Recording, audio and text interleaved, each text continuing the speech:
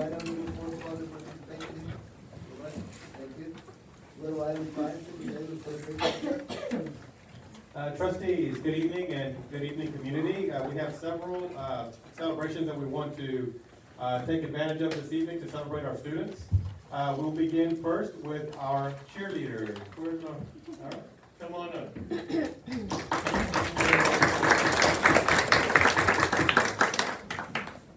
evening, everyone. My name is Roxana Perales, and I'm the cheer coach, along with Ms. Jessica McComb, who helps me. During the week of June 25th through the 27th, the Rockland Early College High School cheerleaders had the opportunity to participate at the UCA cheer camp at Emerald Beach in Corpus Christi, Texas. Our cheerleaders were exposed to new cheer chants, dances, safety stunt techniques, and leadership techniques. Every night, the team competed against 6 other varsity high school cheer teams. Every night, they received a blue Superior ribbon. At the end of the camp event, they competed for overall best, bringing home first in extreme dance routine, first in game day, first in band chant, first in sideline, second in cheer, and we were also awarded the leadership award out of everyone. Most importantly, we were awarded overall grand champs.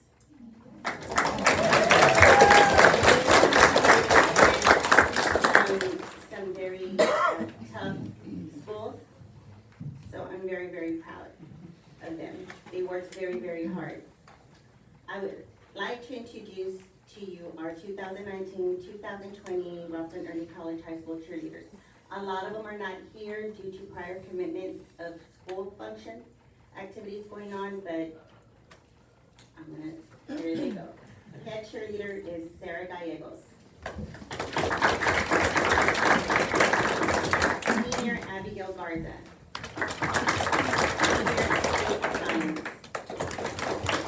Senior Rebecca Sanchez.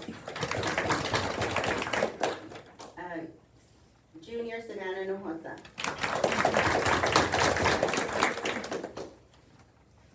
Junior Chloe Montes. Junior Marissa Moreno. Junior Katie Rodriguez. Sophomore Iliana Cortina. Sophomore Amber Garza.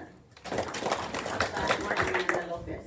Sophomore Anita Martinez. And freshman Dora Ali. Junior Savannah Flores.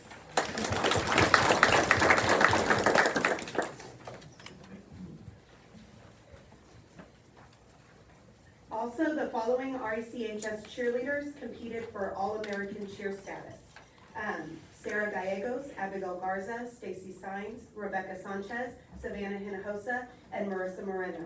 And we're proud to announce that all of these hardworking girls made All-American status.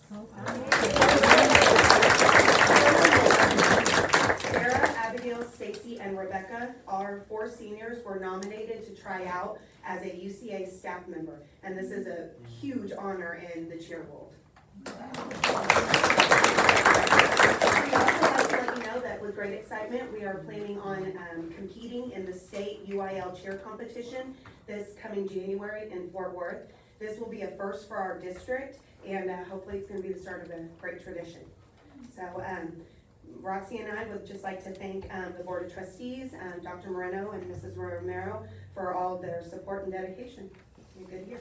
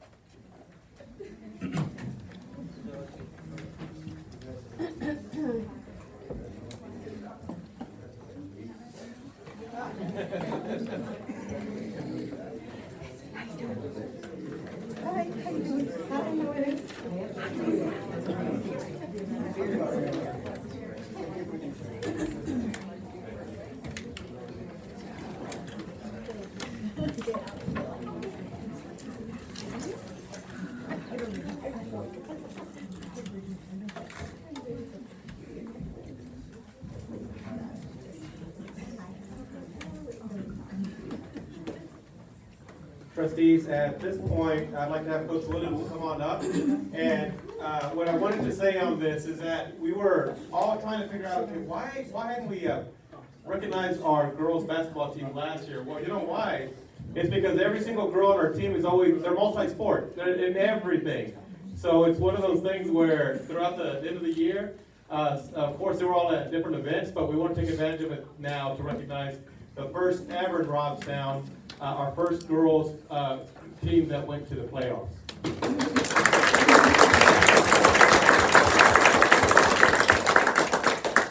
Good evening. As Dr. Moreno said, most of our kids are involved in multiple sports. On the girls' side of the gym, we encourage our kids to compete year-round, to stay busy, to stay competing, to do as much as they possibly can to enjoy their high school years. So yes, when basketball was over, they went into softball, track, tennis.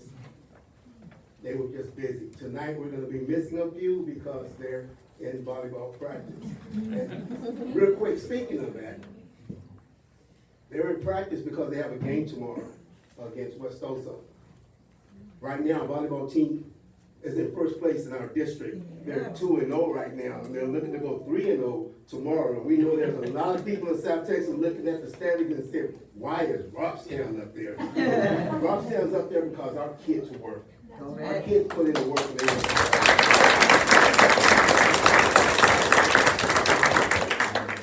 Last year we set a goal to make the playoffs. You know, people were placing us in the voting in last place, and basically we kind of get tired of being the doormat for all the schools. We knew that it was going to be tough. Teams that we play against in our district are taller, faster, quicker, bigger. They have it all. But see, the one thing that people don't measure when they put in those polls is the measure of the heart. And see, that's what our kids have. When we walk in the gym, they just look at us as little bitty girls, but they don't see the heart that's inside those little bitty girls. And when we hit the district, we surprised a lot of teams. We beat every team in our district except for one. And one of the teams we beat made it all the way to the regional tournament, which tells us that our goals are going to be set even higher this year because we know what we're capable of doing. But I'm really proud to be associated with Robstown's first girls playoff team. We had no doubt we were going to get there. Our coaches worked their tails off. Our kids worked their tails off. This couldn't have been done, without all of us being all in. From managers, through players, through coaches, we all had to be all in, and we were. Coach Butler, Coach Lerma, Coach Espinosa, and myself put in a lot of hours outside of school, planning, scouting, preparing, so that when we hit the gym, we could teach our girls what they needed to know each and every game.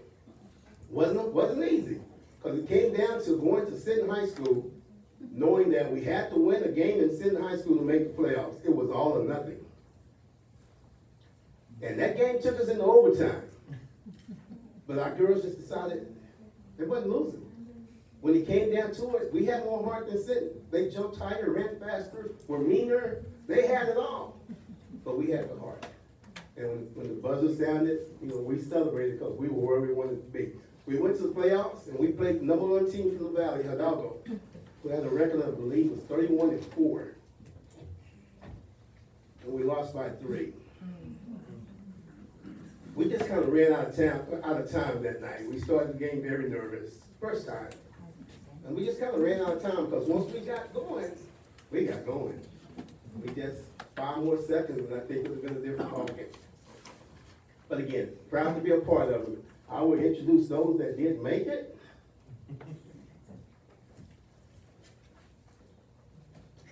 I'll start out with Mallory Martinez.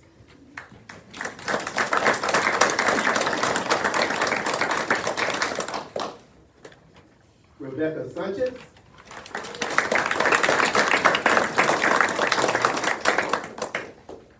Kayla Mesa. Alexi Virial. Marissa Marino. Lauren Vasquez. There's Lexi. All right, Lexi.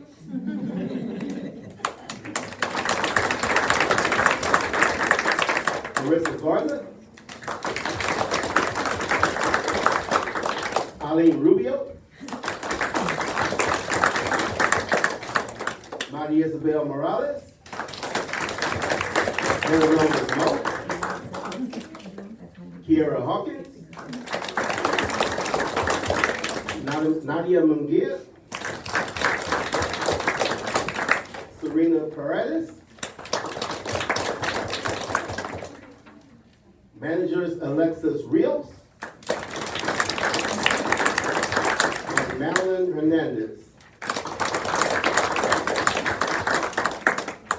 Real quick, Alexis Rios was our manager. She's our manager again this year. Last year, Alexis Rios was voted by the Texas Association of Basketball Coaches as an all-state manager, one of the top managers in the state of Texas. Came from Robstown.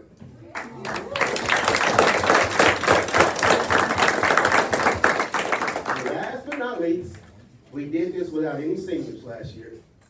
So we are all coming back to do this again and to do it even better. Same team that we had from last year. Thank you for your support, board. Thank you, Dr. Marino. Thank you, community.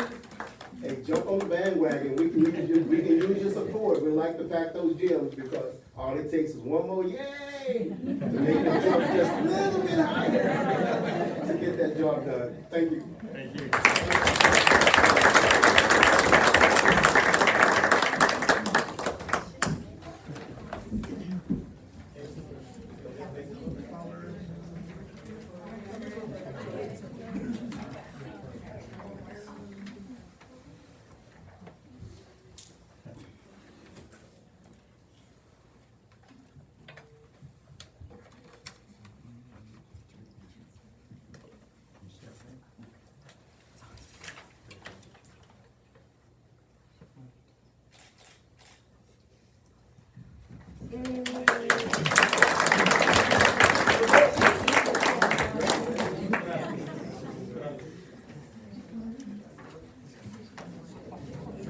And as they go by shaking hands, I'd like to add one more thing. I know Ms. Romero will be really proud of this. Robstown had the only team where every single one of our varsity players, every single one of them made academic all-district.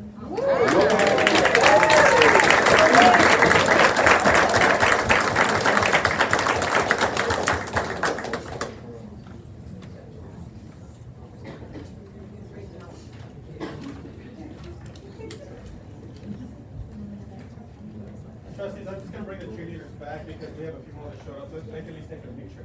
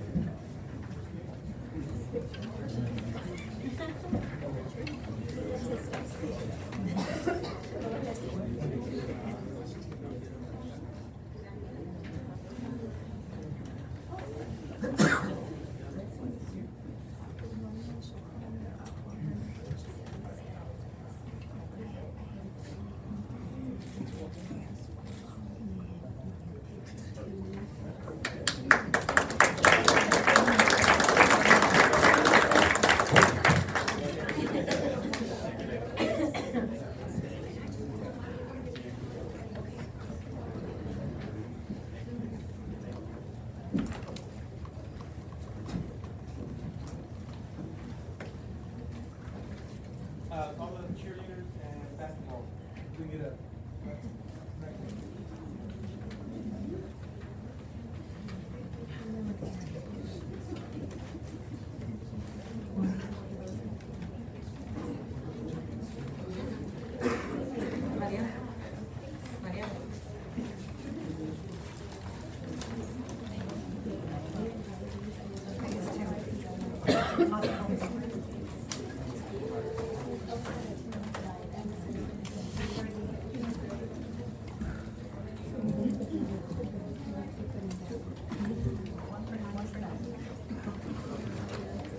All right, trustees, we have a very special story we'd like to share with you today. And I'm going to have Ms. Nisa come on up. And she's going to introduce Amanda Guerra and her story. evening, Mr. Chairman and members of the board, Dr. Moreno. My name is Anissa Chavera. I'm the principal, the proud principal of Ortiz Intermediate. And I have the privilege this evening of sharing an exhilarating story of an individual on our campus that really rose to the occasion when a situation got a little sticky. I want to tell you that it was August 13th, which was the second day of school. My second day as being a principal. And we were probably about halfway between our B lunch. Our B lunch is our fourth graders who are new to our campus. And so I had shared with the team the expectations. I wanted to make sure that students were sitting down and we didn't have kids walking around, and we were going to fetch them their silverware if they forgot it, or extra milk if they forgot it. We just were really emphasizing safety during lunch. So maybe about halfway through, most of the students had been served, and out of the corner of my eye, I see Mr. Sanchez, one of our students. And when you've been in a district this long, you know all the siblings, right? And so I see him, and I'm like, he's already up, right? So I see him stand up from the table, and he's walking. So my first instinct is to turn on the microphone, tell him to sit down, and redirect him. But I noticed that his face has that purpose, and he's going towards the nearest adult. And so I kind of took a second pause, and I noticed that he ran up to Coach Guerra and he tugged on her shirt. And then Coach Guerra from across the cafeteria met my eyes and gives me like the signal that way. And I'm like, what is going on? So I see her rush over, and as I rush over to the table, she has one of our babies, one of our fourth graders, and she's administering the Heimlich maneuver to him. And so, you know, I'm a mom, and I've been in education so long, but I'm not gonna lie, the first thing I thought was grab a chair, which is when you're choking by yourself. I just couldn't remember what to do, but she was so poised. She relied on her instincts, and they just kicked in on her training that had been provided to her, her skills, and she knew what to do. And I will never get over that fact. I'm so grateful to her. You know, after it had wrapped up and we made sure he was okay, she just lodged the item, and he got checked out by the nurse, and we called the parent, but she just told me, I got you, Ms. Chavera, I got you. And I thought, God, I'm so grateful to have her on my team. And because of what we do, you know, we can't do it by ourselves. We have to rely on everybody else to always be vigilant and watching for the things that we might miss. And I'm so grateful for her and her, like I said, her heroic act and just for saving the life of one of our babies. So I call Ms. Amanda Guerra.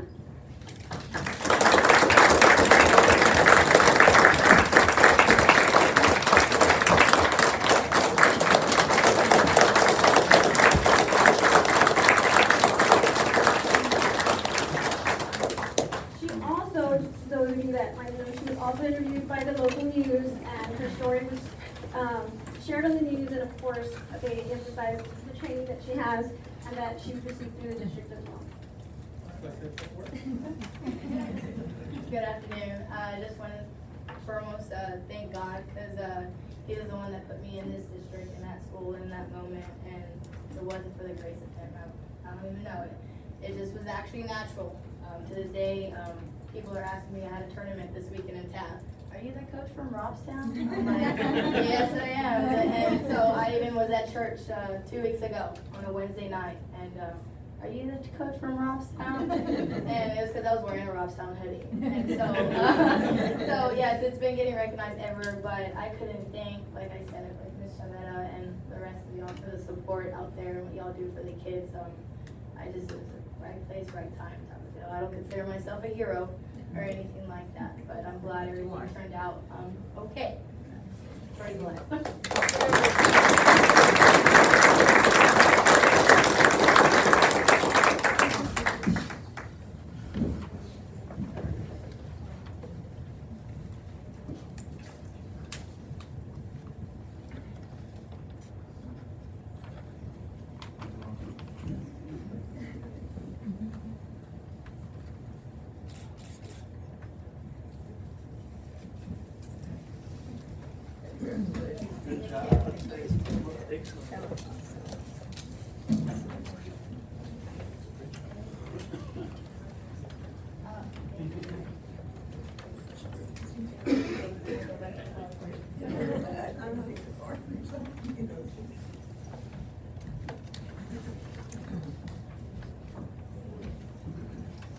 Okay, trustees, at this point, what I'd like to do is have Kelsey come on up for Proud You're a Picker.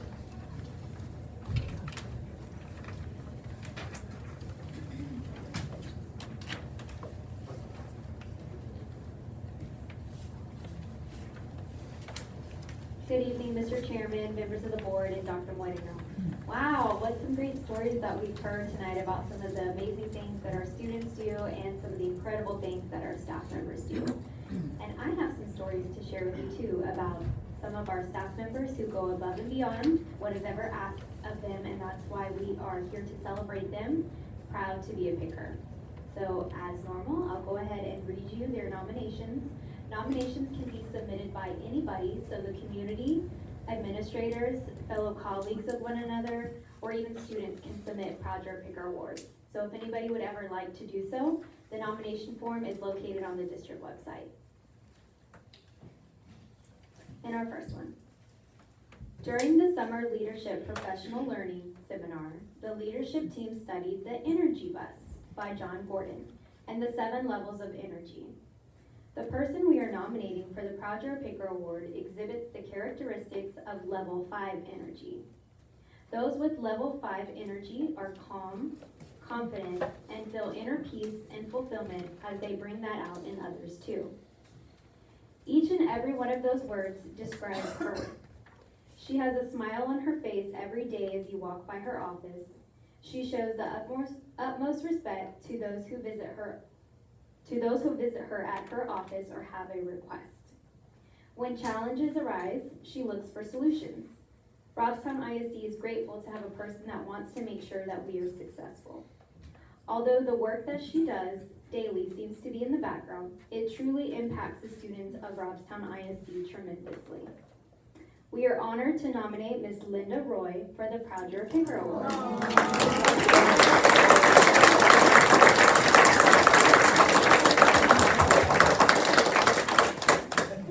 And Ms. Roy is very humble.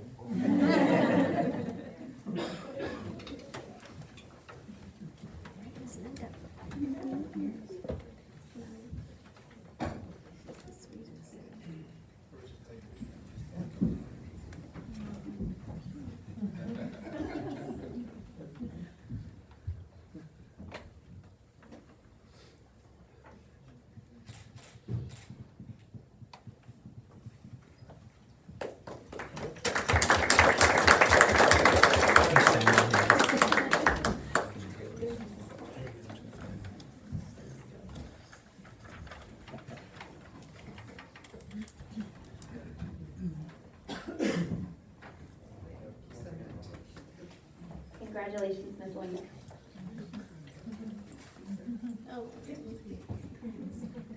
And our next one.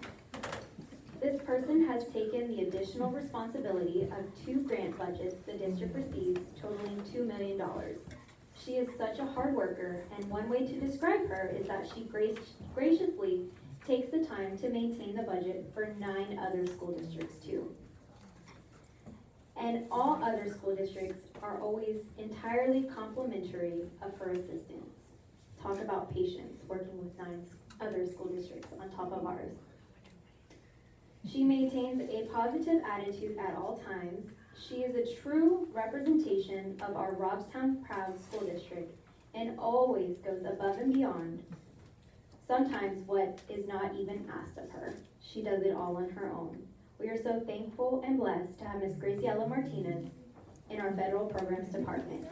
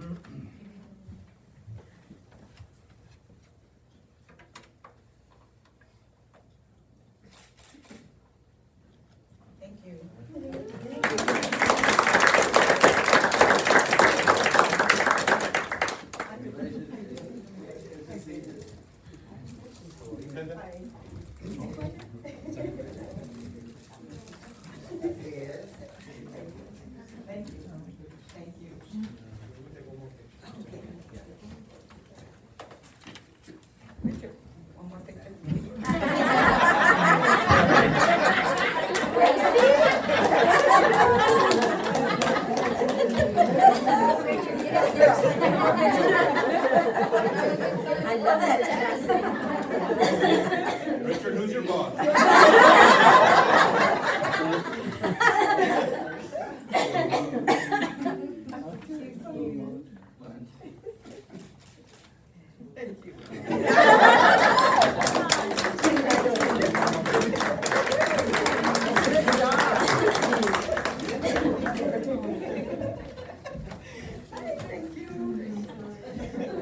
That's so awesome.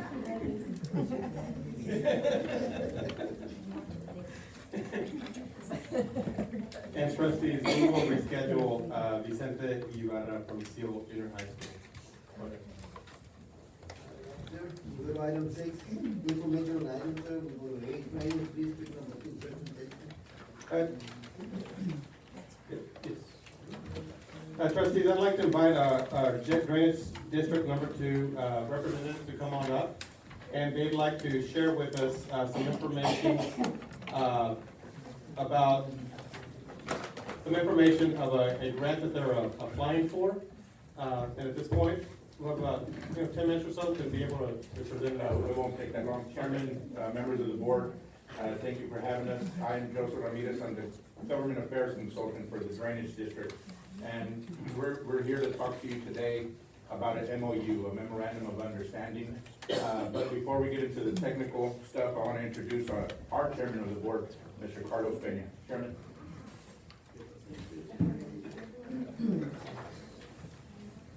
It is an honor for me to come before the Robstown Independent School District.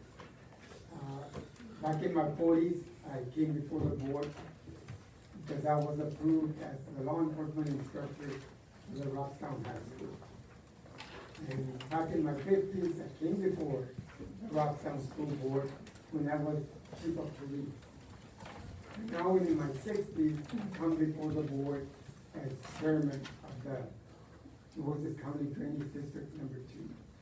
So I guess you can say every decade I come once. So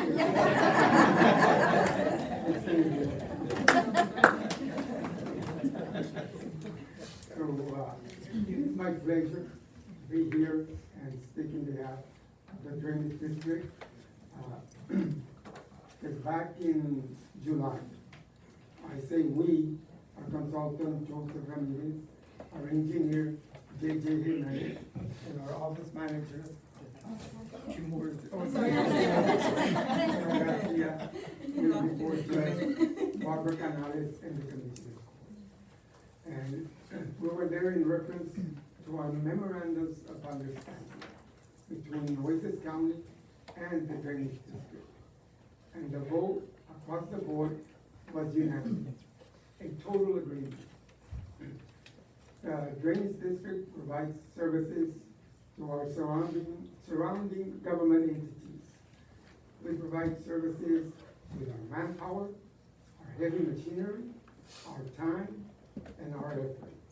The government entities that we assist upon their request on the drainage issues are Nueces County Commissioner John Martin, Nueces County Commissioner Joe A. Gonzalez, also known as JAG, the City of Robstown, the Robstown Housing Authority, the Nueces County Water Control and Improvement District number 3, and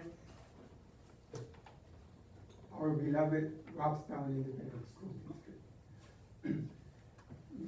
It is our desire that we demonstrate solidarity, because we are going to represent ourselves in Austin and in Washington, D.C., working to seek post-Harvey funding, federal and state grants and monies. It is our hope that the school district, help us facilitate and join our campaign, to be proactive and on this long-awaited debate. Because back in 2004, 15 years ago, when I was chief of police, and the fire chief can attest to that our offices got inundated with the flooding on Avenue J in front of the high school. And I say, the long-awaited debate, because it was asked back then, and it is still asked today, by the citizens of Robstown. What are you going to do about the serious study in front of the high school on Avenue J when there is a passing thunderstorm? So we ask for your help to unite us and help us in signing this memorandum of understanding between the school district and the drainage district. Back in August, we went before the Robstown City Council, again in reference to our memorandum of understanding, now with the city of Robstown and the drainage district. A vote across the board, unanimous, a total agreement. And now it is my understanding that the Nueces County Water Control and Improvement District number 3 is interested in signing a memorandum of understanding with the water district and the drainage district.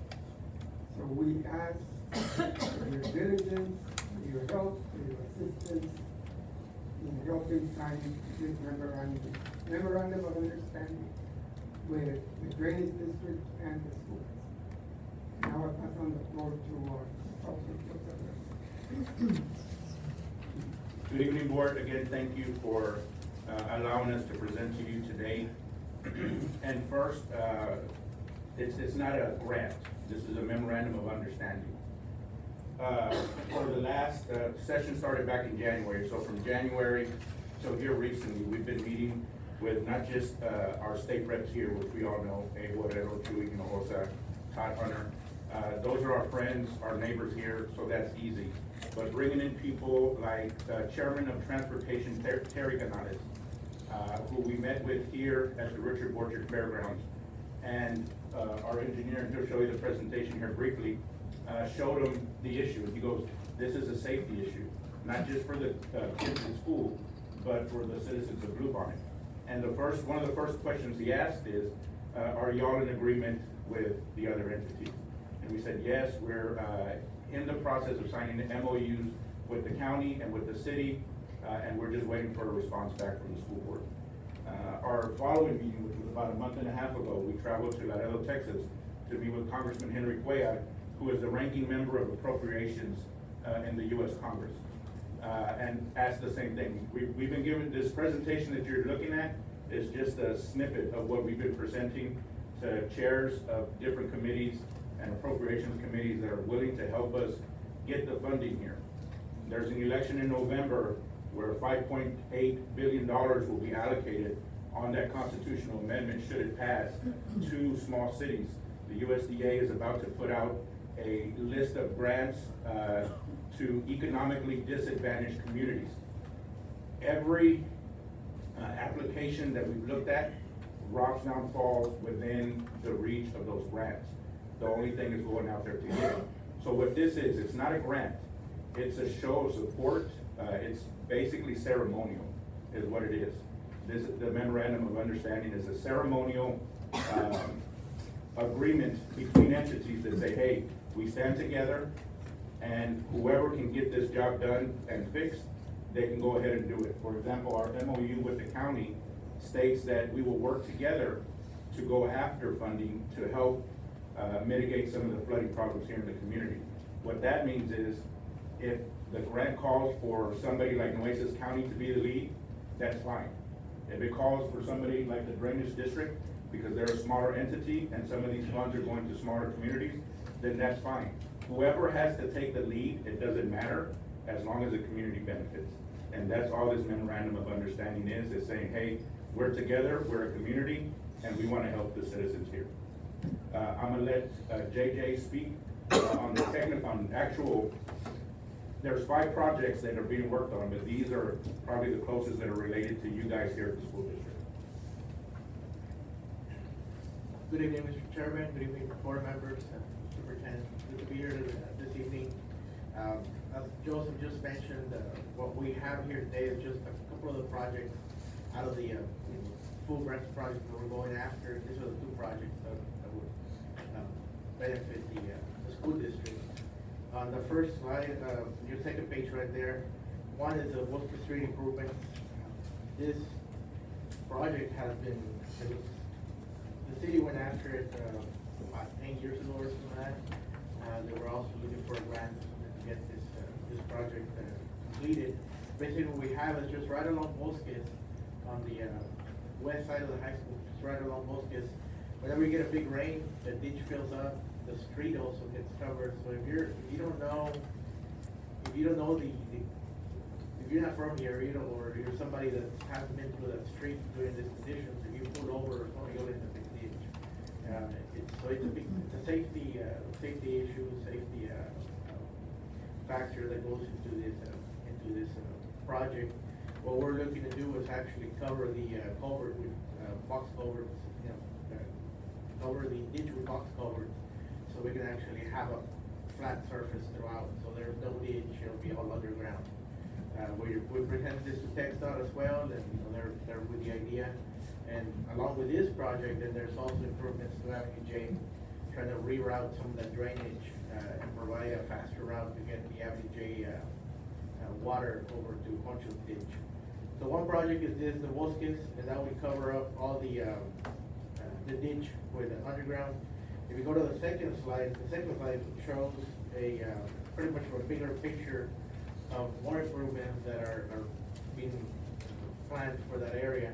And this all goes into getting water from Avenue J into Ditch A and Bosques, as well as alleviating the drainage from Bosques and Lugones. So this in itself is about 3 or 4 projects, but they all benefit the same area. There are some detention ponds that were in discussions with the county, and we're looking into like acquiring land where the county would acquire land and the drainage district to work into when we created the pond. So that's where this MOAs come in. It's basically a tool to allow you to like work together and also show the governmental entities and grant. If you're going after a grant, you show the grant entities that everybody's together on this. And as Joseph was saying earlier, it depends where the grants are coming from, whether it's USDA, EDA, straight from the federal government, FEMA. A lot of times, all these grants are graded differently. So it could be to where, okay, there's a grant that's out there, and if the Robson ISDs takes the lead, then you have a bigger chance at getting, you'll get a higher score. That's where you would use these MOAs, as a tool where everybody's working together. We go after a grant, and you have a higher chance of acquiring that grant. There's grants where the county would be the most beneficial to go after, the one that score higher. There's some where the city of Robson would be the one that can score higher. There's some in the rich district. So it's basically a tool to show that everybody's working together. And all it would require when you apply for grants is just letters of support and say, if you say on that letter of support, we do have an MOA, or here to work together with the community. It does help out a lot. So yeah, so on the second slide, you have the Ditch A, which is also right behind the high school. Just north of the high school, we'll be looking at widening that ditch in the back to provide bigger, more capacity for the storm drainage system there in the back. We have a choke point on US 77. This is 77. So we're limited to the amount of water we can get out. So making the ditch bigger would allow us to hold more water in the ditch rather than have it overspill into the neighborhood or the back of the high school. That's pretty much it as far as those projects. There are projects over in the Noila area. There's projects that we're looking at throughout the drainage district map. And we're saying that's where we're working together will definitely benefit the community and the society. Do you have any questions? Are these projects listed on the MOU as well, like what you're No. thinking? An MOU is a tool to go after a grant. It's not a specific grant, it's not anything. We're saying these projects because we have a list of 6 priority projects in the area. And these are the 2 that I guess would affect closely affect the school district. In reality, they affect the school, all projects affect the school district because your kids come from every section where these projects would be worked on. But as far as like your physical, infrastructure, these two are there. So, one of the meetings we had through the senator's offices with the Texas Water Development Board up in Austin, and we presented this, specifically this project, the Bosques Ditch project, because that's one that we, the office, the chairman gets called on all the time, our other commissioners get called on all the time. That's something that's a priority to the citizens. So that's something that we presented as a priority ourselves to everybody that we've met with, to try to get funding. We're gonna get that funded here soon, one way or the other. So, what the MOU does is, it's just a tool to go after that. And to reiterate, it's not a grant, the MOU is not a grant, it's a memorandum of understanding, saying that we're working together between two different government entities. And it's no financial risk to anybody. It's no financial risk, it doesn't commit anybody to not 1 cent, from anybody. What it is, it's us asking for money and saying we're asking together. Just to add on Joseph's behalf, the pride and joy of Rocktown, of course, is our baseball. We are known for our baseball. And we want to cover all of our bases. JJ and Joseph explained, the project that we are seeking federal and state grant monies, but also in the November election, like I'm saying, to cover our bases, like school board trustee Eva Orona was asking,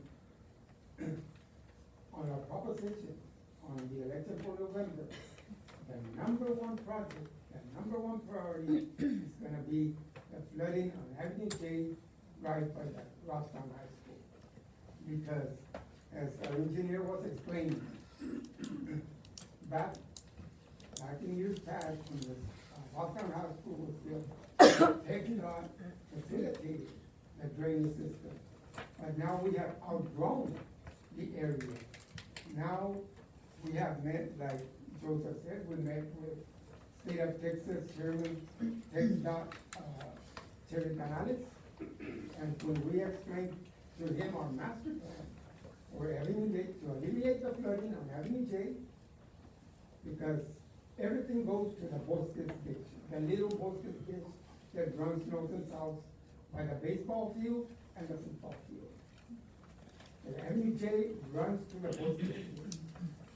The runoff from the baseball field goes into the Bosques Ditch.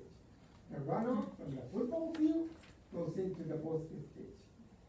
Back 25 years ago, the county blocked the drainage system that would drain automatically into our big stormwater ditch that belongs to the drainage district.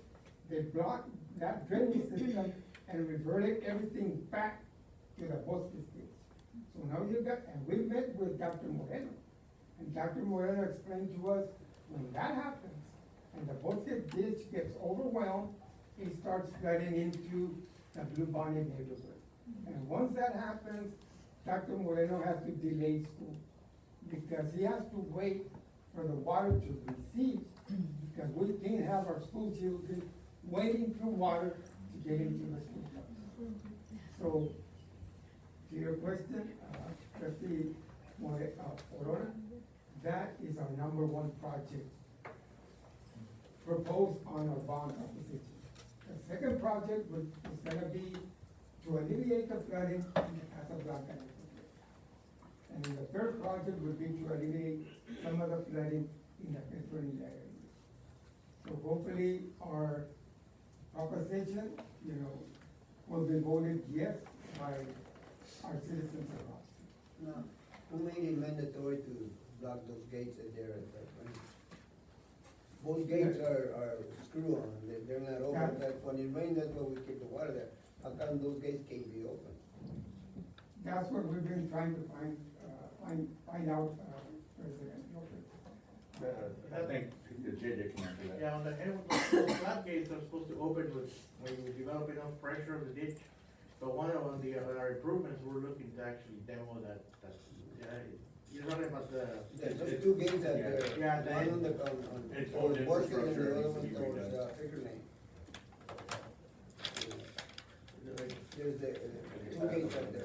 Yeah, the one that's on the other end of the ditch, got a bunch of pipes. There's two of them, there's two pipes coming out, but the water never runs out there. It always comes back because the gates have been screwed on or whatever, and I don't know why they don't have that. Well, the idea would be to replace it. Number one, it's old infrastructure. Even if you do open it up, it's not gonna be effective. It still needs to be gutted out, cleaned up, and put in brand new. Doing something like that, Chairman, is just basically putting lipstick on the pig, like they say. You know, it's not gonna really affect anything. The second, project that the Chairman thought of that we didn't put here is the one, that runs, it's in Casablanca, and it starts, on the side of Ramon Funeral Home, and goes all the way down, Ruben Chavez, all the way past Lots Beach, but it's right where Lots Beach is, it goes underneath right there. And that's part of the second big improvement, because that's another, big issue right there, and that's y'all's, infrastructure there, the elementary school. So the biggest project, of course, is gonna be out here by the high school. The second project on the bond referendum would be, in front of Lots Beach, Elementary, redoing that bridge. I have a question regarding, and I understand what you're talking about with the memorandum of understanding and what it entails. Mhm. The only thing I'm asking, and I know you put a dollar amount to all these projects, how much were we seeking for on the funding? On the bond election, or? Well, no, Okay, well, it's different, like, for example, there's, each project is broken down into phases, so is this one 3.5, 3.8? Yeah, the combination of Avenue J is Big J, and the combination of all of them, what you see there on your, exhibits or your slides, it's about 3.2 million, around there. So all the way from Bosques, all the way. All over both, and then also making ditch A, Behind the park. making ditch A wider as well, and then the fonts in the back. And But I think everything you see on that slide. right, about and 3.2. The the second amount slide. of 3.2 million, who will be controlling that money? Whatever entity gets the grant, whether it be the drainage district or the county. It could be TxDOT as well, there's, Yeah. like, we've been talking to TxDOT about ditch A. Because we have a memorandum of understanding and we're a party to that, would we have, the district have a final say as to how the money's spent and some control of that? Yeah, well, just to show. I know Yeah. that, I know what it is, I know what it is. But, I'm well, asking about funding. Yeah, well, at the end of the day, how the money is spent, like, let's say the drainage district receives the grant, we don't have a say so on how the money is spent. When a grant is given down to us like that, like, it's very specific on how, and JJ can attest more to And that. that's where you get your grants, you're not talking about that part. Yeah. At that point, all the guys come with different stipulations, and Right. the government puts, Grants are operated, there's, and we would come back and report to you all as well, like even before, what the MOA does is just, like said earlier, just show, we're working together, certainly on it, so I that. think my question would be, if you were to apply for certain grants and we're listed as an entity because we are under the memorandum of understanding, will we have, the ability to say, give us, an amount as to, like report back, like you said, report back, but also, have some sort of, communication as to how we can spend? Yeah, 'cause right now, we have a project, going on, the bridge project, County Road 36. There's what, 4 different entities there, 4 different entities, and this was more of an emergency. It was one that had to be done, so it was the city's bridge, the county has some of it, the drainage. So, yeah, so before anything was ever done, everybody sat down in the rooms and came to an agreement. And now as the project is going on, we're getting updates daily on, even if it's not part of our project or part of our responsibility, we still get a project update.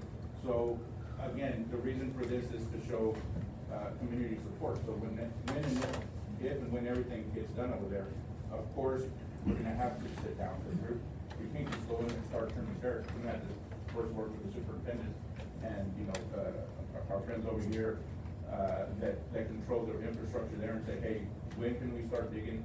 When can we do this? Because, obviously if you're working, there's not gonna be accessibility there for the buses and students and gangs or whatever's going on.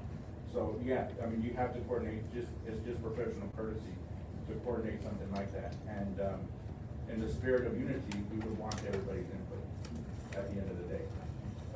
And thank you for hearing us out. If y'all have any questions, of course, you can reach out. This Thursday, we delivered everything today, right? Yes, but it's Friday, so it's not. Friday, I'm sorry. Thursday is another deal. This Friday at 11, you know, you guys haven't joined in on the team yet, but we went ahead and invited you guys as community leaders and individuals. We're having the ceremonial signing of the MOU at City Hall at 11 a.m.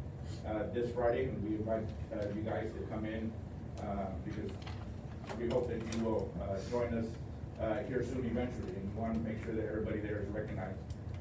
So the City of Robstown, the mayor, the county judge, our chairman, and from the Water Control District, their chair as well, will be there to do a ceremonial signing. But if you guys are there, we'd like to have you with every other elected representative that's there. And that's going to be the ceremonial signing of the MOUs, the display of the bond election that's coming up, and kind of like what's next or what are our plans for flood mitigation here for the city of Robstown. So you guys are all invited. We dropped off your invitations today. Okay, thank you. Chairman? Thank you, sir. I would just like to thank the board. This is a mutual understanding, mutual cooperation. And we have ambassadors at the high school, teachers that say, have been saying for a long time, it's an eyesore that both this drainage basin that runs along both the street, the baseball field and the football field. So hopefully if our project goes forward, we are gonna cover up the both this basin. But it's all in cooperation with the county, you know, Commissioner John Martin, ourselves, the drainage district, the city of Robstown, because the drainage district itself, the postage station belongs to the city of Robstown. But to attest with superintendent of operations, Diego Gonzalez, we have worked in cooperation with them, and we have had a memorandum of understanding with the city of Robstown for the drainage district to take the lead, and we've done that for the past couple of years, maintaining and operating and mowing the postage station. So, you know, that's what we represent, you know, helping our community and helping our citizens. So thank you. Thank you. Mr. Badelos, I just wanted to let you know that on Friday, most of us are traveling to Dallas for a conference. You said this week? Yes, this Friday. Yeah. So we won't hopefully be able to attend unless also we're staying the night, but just so you'll know that we do have another commitment. Thank you for being here to present to us. Thank you. Thank you so much.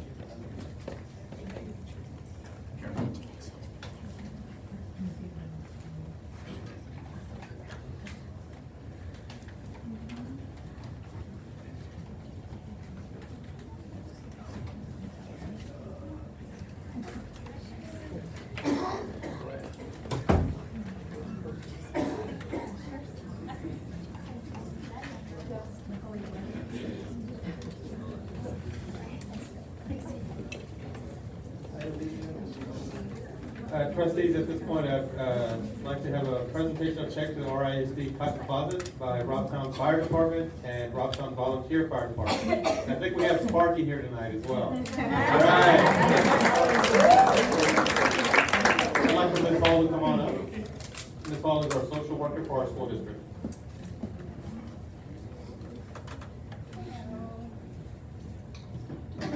Good evening. I just wanted to share a couple of words about how wonderful our community is. I'm not from Robstown, but I feel like I am, so I'm here to say. Good evening. I'd like to take the time to personally thank Robstown Fire Department, the Robstown Volunteer Fire Department, and the Robstown Area Development Commission, because there is no way for us to serve our students and our families with just one entity. And the heartfelt and sincere commitment to ensuring that our families are supported continues to come out in every way. So last year, the cotton closet, for those of you who don't know, evolved out of somebody noticing some of our students wearing clothing that was inappropriate for the weather. And it was through that vigilance and determination that an idea was inspired, and here today we have the cotton closet. And as of the 2019 and 2020 school year, we have already served over 100 students in providing clothing, hygiene, and non-perishable food items. So today, let me kind of backtrack a little bit. It was at a meeting just like this that Mr. Gonzalez said, how can we get involved? And how can we help? And fast forward, on September the 6th, or 7th, I'm sorry, on Saturday, September the 7th, the Volunteer Fire Department and the Robstown Fire Department and Ms. Eva Lopez with the Robstown Area Development Commission did a Fill the Hat fundraiser in honor of the Cotton Closet. So today, we'd like to just thank them on behalf of our students and our families for your time and your commitment not only to public safety, but to helping our students make sure their basic needs are met. So thank you.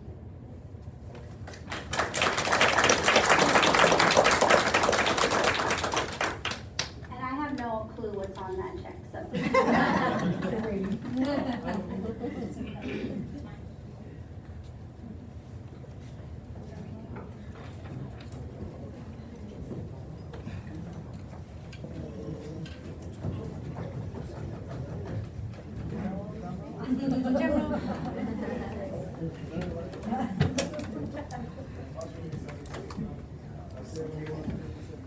Mr. Gonzalez, would you like to say anything on behalf?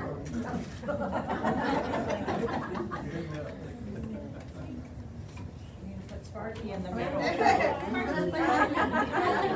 Great. Do we see the trustees or should we? To the middle. Richard?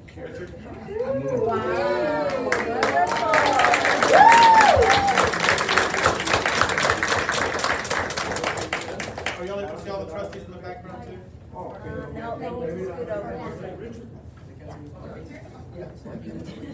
Can you line us up, Richard? So Trustee, everybody comes up? the trustees go all the way to the side, yeah.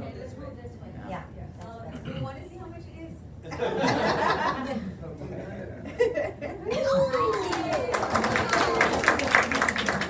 Wow. That's awesome.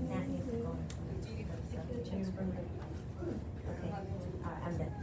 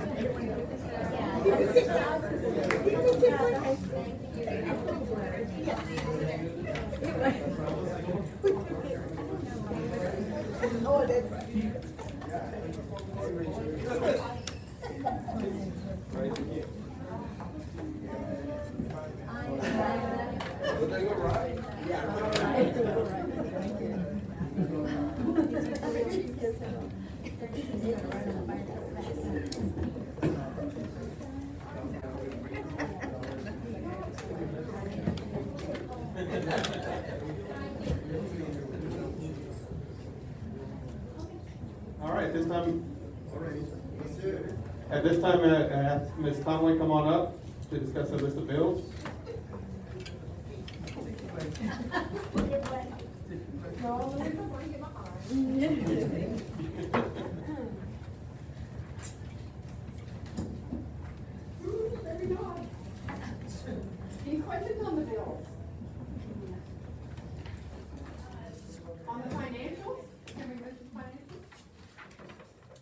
And the next item, the financial statement report.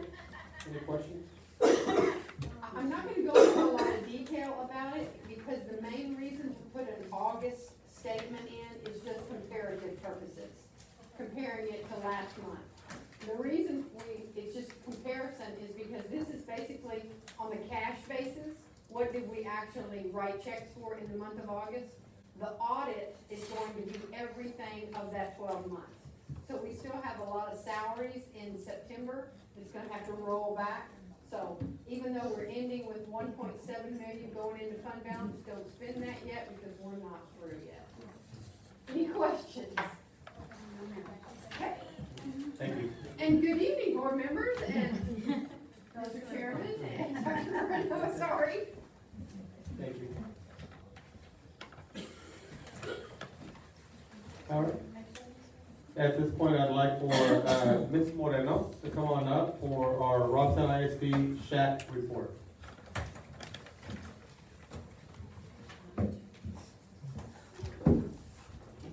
Good evening, members, chairman, guests. The School Health Advisory Council schedules 4 meetings as required by Senate Bill 283. The meeting dates are open to the public, and parents and students are invited to attend. Some of the highlights for 2018-2019 include a chairman was appointed for the school year, a president or chairman, as well as a secretary. And in honor of domestic violence, which is October, we invited Jeremy Serio from the Purple Door, who presented on services provided for domestic violence and sexual assault victims. Some of the programs that they have is safety planning, 24-hour safe confidential shelter, referrals to other community resources, protective order assistance, and support groups for play therapy for students if they're involved in some type of sexual abuse home. During our first meeting, Robstown ISD, also the SHAC committee reviewed Robstown ISD wellness plan for the 2018-2019 school year, which included nutrition guidelines, foods and beverages provided to students, nutrition promotion and education, physical activity. Our second SHAC meeting, members requested mental health topics. This year we focus a lot on mental health, and some of the parents and some of the members requested. So most of the year was involved with mental health and behavioral presentations. So we invited Laura Lopez from the Palms Behavioral Health Center Community Liaison, and she presented on common suicide myths, signs and concerns, higher risk groups, and risk factors. We also invited Ms. Norma Benavides from the Texas Star Kids Health Plan, who presented on some of the care management and services provided to families. During our third meeting, the Nueces Center for Mental Health and Intellectual Disabilities provided, MHID, which is an entity that we use quite a bit for some of the students that are presenting suicidal thoughts, mental health issues. So the center came and presented on behavioral health, anxiety, depression, substance abuse, psychosis, disruptive behavior, ADHD behavior, eating disorders, and bullying. They also gave us the 1-800 hotline and the mobile crisis unit that we, as well as the district, uses when we're in crisis, when we have a student that's identified to be in crisis. Bayview Behavioral Hospital Services presented to us as well on psychiatric inpatient services, youth behavioral health, adult behavioral health, and senior behavioral health. During our fourth meeting, we had Casa de Costa Bend present to us on signs and possible signs of abuse, which included child and elder abuse awareness, physical abuse, emotional abuse, psychological abuse, verbal and nonverbal abuse. Some of the resources provided to the community included Child Protective Services, Adult Protective Services, Elder Care Locator, National Domestic Violence Hotline, grandparents and other relatives raising children support groups, which is a big topic for our community here, because we have a lot of grandparents raising children. During that time, also the Health Service Department, Ms. Roxy Perales and Ms. Ana Gonzalez presented to the parents on eating healthy, nutritional snacks, healthy meals, exercise regularly, safety tips for outdoor activities, and water activities. As a SHAC committee, we all reviewed and evaluated results of adverse childhood experiences, reviewed and evaluated results for resilience questionnaire, and reviewed caring for you, caring for others. I would like to add that because we did have a lot of mental health groups come to our community, we had a lot of parents reaching out to us, asking for services, wanting to know more information, and they actually took advantage of these programs. Any questions? I have a question. Yes. With regards to that specific issue, what do you do, or what is our district doing to give the kids some way of having knowledge that they have help? Do we have like posters? We have posters, at the nurse's office, and, when we do have our SHAC meetings, we try to distribute all the information through all the, schools, so it's available for the students. Is it also available online? It's not on the website, Yet? not yet. Should be. Okay. We will work on that, sir, to get that posted. I think, it's great that the parents are being informed, and like you said, the 4 different times that y'all met, that was one of the That was one of topics. the requests, yeah. And so it kind of does give us the fact that we are facing those issues, and I know that they're probably faced daily, maybe. But the fact would be that what are we doing so kids can know? I know it's good to tell the parents, but kids don't always tell their parents everything. They'll come to an educator first. So I would like to see that our district has a form of giving the kids knowledge about that too. Because when we reach out to the parent, that's one level. There's the level of the kid. It has to be explained to them at their level. That they have help, they have options, instead of going to the choice of committing suicide. Do you have, in that same, line, do you have maybe like in the restrooms, I know that when you go out to places, they have like suicide hotline, any of those? We don't have any in the bathrooms right now, but we're working on, providing the posters. Yes. Right now, currently, that's one of the things that we're working on this year, is to provide the posters, so we can have, in every campuses, we haven't thought about the restrooms, but we want to make sure that we're located in every classroom, cafeteria, hallways, similar to what we've done with the SRP protocols. We worked last year, 2 years ago, and kind of finalized some protocols last year, and we're making sure all the counselors have been trained, the staff members have been trained on the protocols. I know the administrators have as well. But one of the other things is that we invested last year on is providing training, and the ones that are trained is Ms. Moreno and Ms. Hall are actually gone and received a training where we're able to train our own people on mental health youth awareness. We already had a group of people. We had 30 people that were already trained. So we're trying to make sure we have a team at every campus. And then currently what we're working on is one of the goals that since they went to receive the training is that we reached that 10% of our high school receives the mental health training. So we already have some, and we have to have that completed by January. So we're already working on some training dates. We already have 2 scheduled, but we also already have some teams already available at every campus have been trained, and we're just looking at increase those numbers as well. The training is a full day, 8-hour training. It goes beyond just an online training. They're required to provide 8 hours of training to each of those, the team members. I went through the training. There was some central office administrators that went through the training, but We have had coaches trained in there, counselors, all the nurses have been trained.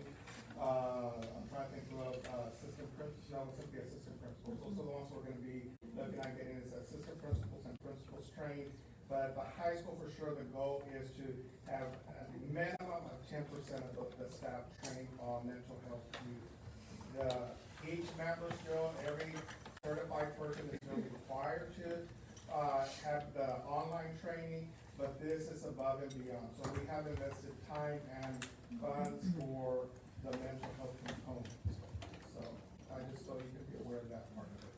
Now, we'll extend it out, and one of the things that was our goal, similar to the standard response protocol, where we have posters everywhere, we're wanting to do the same thing with the 1-800 hotline for those students that maybe don't feel comfortable sharing with any of our staff members, that they're able to have that phone call and conversation. So that is one of our goals.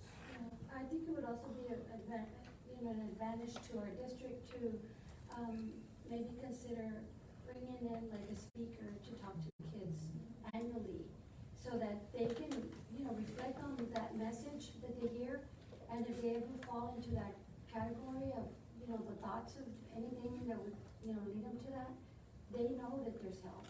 But, posters are great, we want that, but I just think there's other ways that you're bringing awareness, provide them the information firsthand. Normally the process for that would be shared with the SHAC committee, and then they would make a recommendation to the staff here, and then we provide that to Dr. Moreno for approval from the board. Yeah.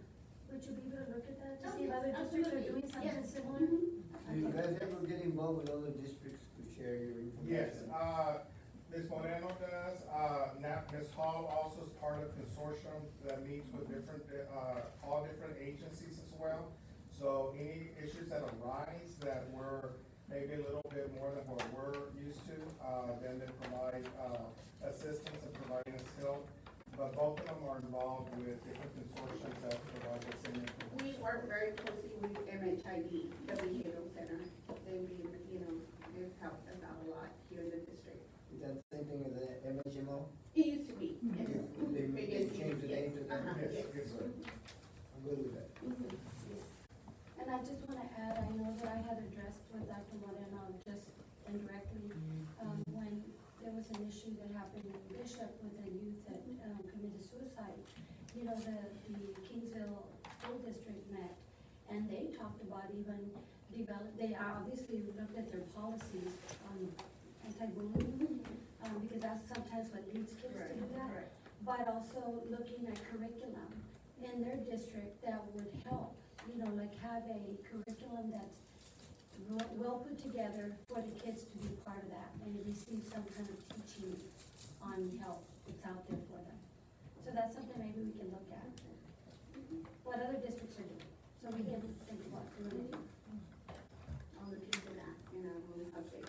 Okay, Thank you. Thank you. thank you. Trustees, as far as the superintendent updates, just again, we do have the conference, which, CASB conference, which starts this Thursday. So trustees, those of you that will be attending, if you have any questions whatsoever, please let us know, and we'll get you the information needed. This is just as an FYI, but I'll be sending out a couple of dates or opportunities after talking to Mr. Lopez. We do need to set up a team of 8 training that would be among ourselves. I am proposing that I have a couple of sessions that I'd like to review with y'all, so that would be an option for us if that's what the trustees decide. That I would help to lead that particular training. This is a celebratory piece. Again, we always want to highlight our kids and opportunities and how we're celebrating our school district. I'm hoping that all of you got to see the Saturday paper front page. Front page on the Caller Times is Robstown ISD shares safety plans with parents. Parents, I just, trustees have to say, it's amazing. It's amazing to see when you get all entities working together, coming together for something as sensitive as the safety of our children. I think that was from, I would say from table to table, from wall to wall. I mean, it was amazing to see what the turnout was there. And again, we all got to hear the same message, and definitely represented our school district well. And I might have Kelsey just chime in a little bit, there you are. But this is another opportunity to showcase our kids in our school district. This is Skyward. Skyward is part of our data management system that we have in our school district. Kelsey, actually, why don't you come up, just take 30 seconds, just explain how we got recognized within this. And I think all of you have this calendar. My 30-second elevator pitch. The Skyward calendar that you have in front of you, I did tab it so you can flip straight to October. We are one of 12 school districts in the entire world who were selected for this calendar. We are 2 of 12 schools from Texas to be featured in this calendar. If you flip it over in the very back, it does show you that there are global school district accounts. So there's even some school districts from Saudi Arabia that are in this calendar. So it is a really big deal. Over 500 nominations were submitted, and Robstown was 1 in 12 that was selected. They did ask that the photos submitted for the calendar would be representative of the community that we have here in Robstown. So you'll notice we have just a few of the points of pride that we have here from our school district. So you'll see the mariachi on there, you'll see the ag piece of it, and then you'll actually see students who are just happy to be learning in the classroom. So always nice to see our kiddos featured in something so professional and polished. 30 seconds? Thank you. Go to item number 7.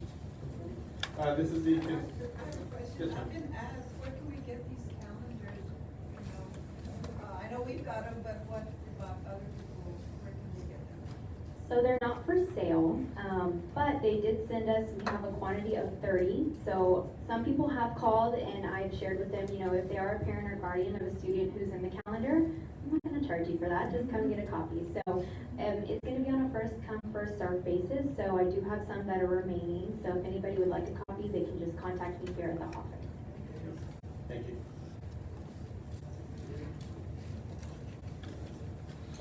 The next item, trustees, is the consent agenda, action approval of minutes and approval of budget amendments. Recommendation was set that we approve the consent agenda item as presented. Do I have a motion? Moved by Mr. Lopez, is there a second? Second by Ms. Rodriguez. All those in favor say aye. Aye. Those opposed? Unanimous. We go out of eight, governance. Next item, sir. Trustees, on this next one is discussion, consider approval of resolution for Place 7, Board of Directors, Nueces County Appraisal District. And trustees, I'm gonna flip over to page 57. I'd like to read just a section of what the resolution states.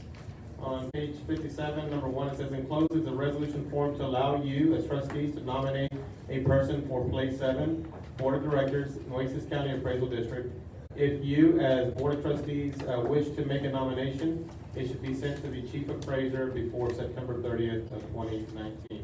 So this is something that, for you trustees, if you have someone in mind that you would like to represent Place 7, it's an opportunity for you at this point to state a name or names and to be able to follow through the resolution. Recommendation from staff that we approve the resolution for Place 7, Board of Directors, Nueces County Appraisal District. Do I have a motion? Moved by Mr. Lopez, is there a second? Second by Ms. Roldan, any questions? So this is only the resolution, right? This is a resolution, but my understanding, Irma, is that to the board would need to. Right now? Do we have to nominate Right now? someone from us? No, we don't have to, we don't have to nominate anybody. I'm asking. You can nominate or not. Or not. Well, it's who's supposed to see right now, do we know? Irma? We don't know. We'd like to know that information. Do we have to do that today, or do we? Well, Yeah, because before September 30th, last board meeting before the deadline. Well, it's approval of the resolution only. It says, encloses a resolution form to allow you to nominate a person for Place 7 Board of Directors, Nueces County Appraisal District. If your governing body wishes to make a nomination, it should be sent to the Chief Appraiser before September 30th. It's the resolution, we can name someone. But how do we vote on it? For the 30th. What's gonna happen is if whatever district decides to nominate someone, then they'll send out the names of the people nominated to vote on. Right, So but we vote on it. Remember, Just a resolution. Okay, any other questions?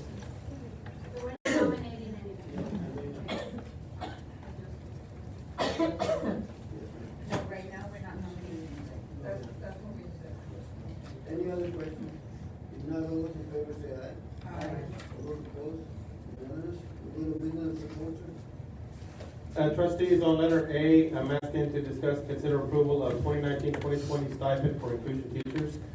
Trustees, I'm bringing this forward because this is a group of 12 teachers that are some of our special ed teachers that we did intend to have them on the stipend list, but I didn't want to not, since the board already approved it, I wanted to make sure to come back and ask for your permission to go ahead and include these 12 teachers onto the stipend list. We did have two other sets of special ed teachers that we didn't have before that we did include this last time. I just wanted to make sure that we also included our inclusion teachers. Like I said, there are 12 teachers that I wanted to add to the official list. Her names are listed? No. These are just our inclusion. Those are elementary to high school. The recommendation was that we approve the 2019-2020 stipend for inclusion teachers. Do I have a motion? I'll move. Mr. Lopez, is there a second?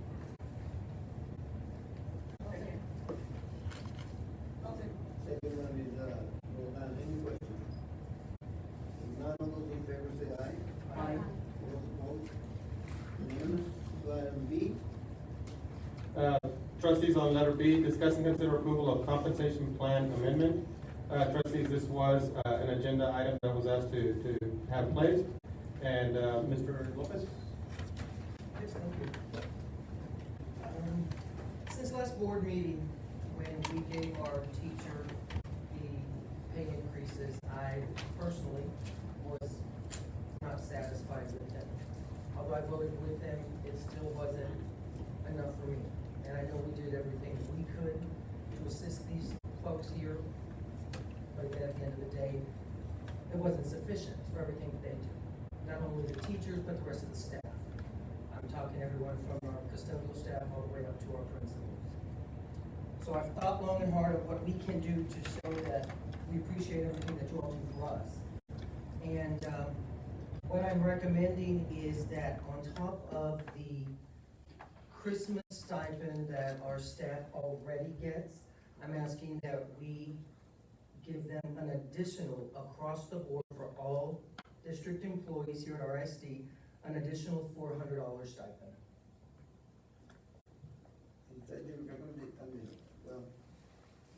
It would have to be a motion. Well, I make a motion that we give our staff here at RSD, all staff, an additional $400 increase on top of their already set Christmas stipend. To happen when?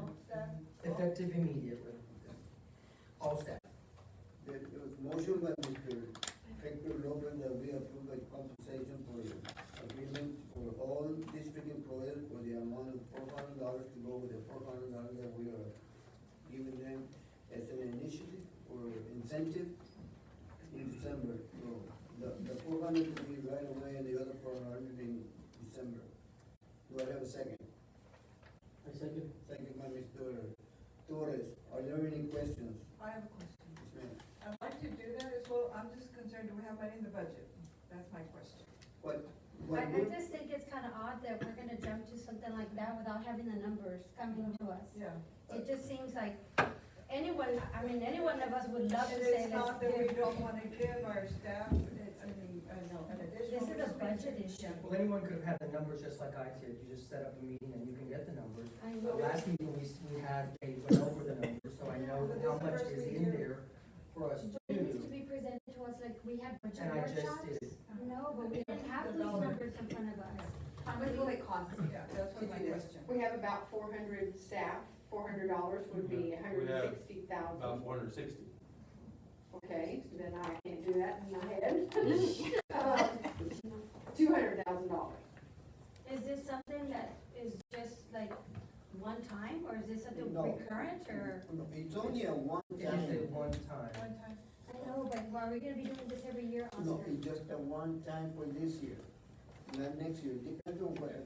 We get 600,000 that went back into the unreserved balance. 600,000? Yeah. And we talked about that being Yes. once, if y'all could spend that how you wanted on a one-time This is where I expense, not think he came up reoccurring. with the 600,000 that he shared with me. I think it's, I mean, the idea of doing something like that is, it sounds positive, but I just think that we're rushing into it. I mean, this is like a stipend that you're recommending, like, would happen like in December.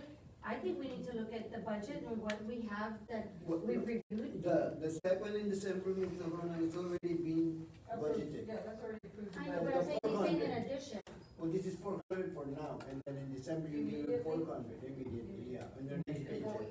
That's what I'm asking for. right now? Yes. Immediately, effective immediately, and then on Christmas, they'll receive their set stipend that we've already given them. Make sure that they attend, they are present at their, they don't miss any days during that week when we give them the Christmas bonus or whatever you call it. The stipulation. Yeah. The would come from retention you. stuff. Yeah. Is this something you're recommending as well? Is this something you reviewed as well? Like, It's really up to the board. I think if you have, and we're talking about roundabout numbers, okay, so again, it's about $600, $600,000 that we were going to have as one time. From that, just take note, trustees, that we are going to be bringing a chiller that we're gonna need, which is roughly gonna run about $200,000. So that would be the place to take from, which is about, again, we're talking very broad numbers, about 400,000 if the board approves that chiller next. And we have an additional, what, 600,000? Out of the 600, we're down roughly 400,000, roughly. Again, that's. so that would leave you 200,000, and then that's like 100 and something thousand. I just think we don't have the numbers in front of us for us to jump to this, Well, it's simply a recommendation that I made for our staff. You can vote with it, or you can vote against it. But it's not called a recommendation, it's called a motion. Well, I made a The motion. recommendations come from the The superintendent. motion was made and was second, and we're under the question here. Right, that's correct. And it just caught us by surprise. That's the first I hear about it. As to most things that you all put on the agenda. I would like to say something. The phrase, I know exactly where Hector's coming from. I believe that we should, I support this. I just feel like we should have been a little bit more prepared. But you know what, it's our job to ask a lot more information on the agenda. But I too, I just feel like it was kind of worded a little bit, maybe it's too wrong, where I feel like the raise that we gave was the most that we could get, correct, Dr. Moreno? Correct. So none of us were satisfied with it. I know none of us were, but we wanted to try more. So I just wanted to kind of correct that verbiage. We gave the most that we could possibly get. And it's not that only one of us was not happy. None of us were happy. I just want to point that out to everybody, that none of us were satisfied, but it was the most we could give. Do we agree with that? Let me ask a question. If we were to give this additional $400, what percentage would that bring the midpoint to? It won't even affect that. It won't affect Because I don't anything like that, You but add it's only, $400 no, to that. no, because it's a one time. I know, but I'm just asking, at what percentage? It wouldn't affect the Bertha, because it's a one-time. But you're gonna add $400 to it, let's say you gave a 6%, right? And if you're gonna give 400, I guess it jumps up to 6.23 or 11%. Because it's a one-time, It was, I guess what I'm trying to ask, if we're adding money to the committee, so we're giving some extra money, so. That extra money is, It's a one-time is coming thing, right? from the, what we had left and been putting back into the unreserved fund. The 600,000 that is left, and, Ms. Conway, if I'm right, you put it back in the.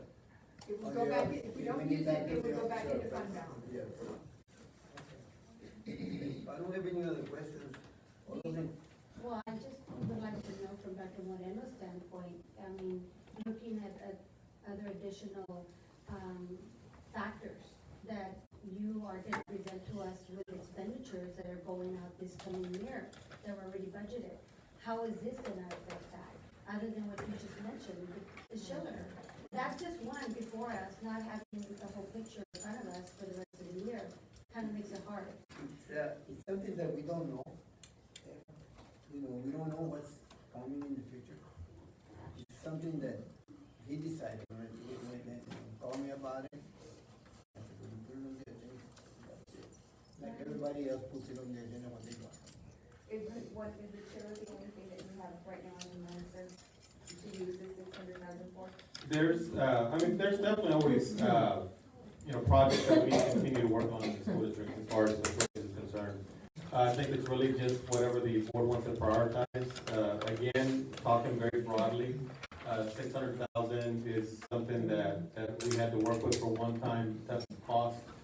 Projects, again, I'm bringing in another item right now, such as a chiller, so roughly, trustees, at this point, that you're looking at 400,000 that's left from that. There's definitely some other items that I can bring to the table that are going to be long-term effects that impact our kids, as far as some items that are needed that maybe we couldn't afford at the time, but, right now we have some things that we could probably look at. I would definitely like to bring some things forward.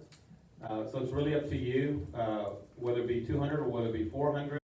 You have basically a rough sense of what it would be. And again, these aren't concrete numbers, but when you're looking at 400,000, it's roughly $200,000. And again, if it's an additional $200 that's added to the retention stipend or current, then that's roughly $100,000. It's really whatever the board decides at this point. I would just like to see that we have the concrete information on where it's gonna affect. Because obviously giving out money somewhere else is gonna, it's additional, it's gonna affect somewhere else. And not having that in front of us is what makes it kind of. Well, if we did not have the money, then we can. You see what I'm saying? And even if he gets some help, if we get to go in and we get to go into the undersupply, anyhow. But I think we're okay right now. So how much do we have in the general fund? 6 million, I think, in it. I'd like to hear this from you guys. This is. Well, you need a line or? No, I'm saying the real, I'm talking about where the money is gonna affect somewhere else. Realistically, I think we need to have that information. Anita, how much do we have in the general fund? About $6.4 million, but again, we haven't closed out August yet. But to answer your question, we really don't know. Again, that money is a pot of money that y'all control on one-time expenditures. We're halfway into September, and we're gonna spend $200,000. So I can't tell you what we might spend the other 400. We don't know. If another chiller goes down, there could be another $200,000.